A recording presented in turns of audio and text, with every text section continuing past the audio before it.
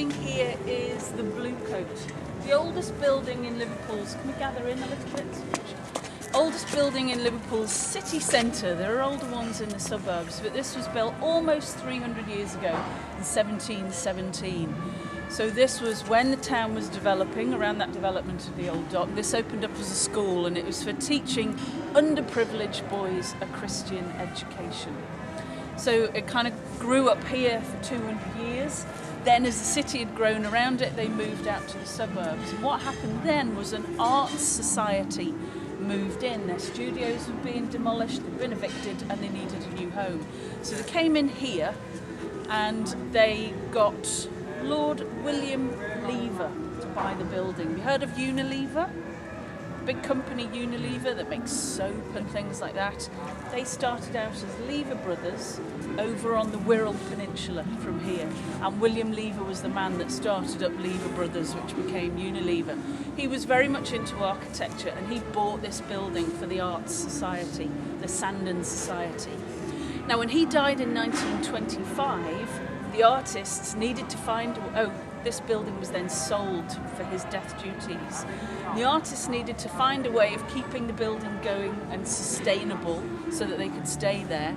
And they came up with a program of events and exhibitions, and also a model of making lots of studios that they could then rent out to other artists and makers. And as a result, this Blue Coat here is one of the very oldest art centres in the whole of the UK. And ever since the 20s, really, it's been a real cornerstone of the cultural movement in Liverpool. We've got a very good and strong collection of national museums and galleries, the largest collection of national galleries and museums outside of London. But the Blue Coat has always been very much a Liverpool cultural institution. Lots of alternative art here, community artists, international artists. So it's a very important cornerstone, really, of the cultural society in Liverpool. It was totally restored for 2008. This is a very old building, lots of different levels. They've made it fully accessible now. As we walked through that garden, you'll see there was a big new gallery wing that was added to it.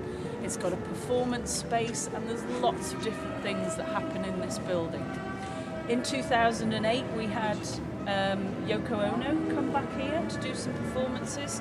She used to do happenings here in the 60s. It was very much a kind of cool place during the 60s, and it's still got some very interesting cultural and art performances. It's a good contrast as we're going to go now into the middle of the shopping area to have this kind of very old building, 300 years old, cultural oasis on the side of the shopping area. So we're going to go and walk through the main shopping area, and we're going to head down to Matthew Street, where I'll be talking about kind of regeneration from the 80s and of course the musical culture heritage that Liverpool has.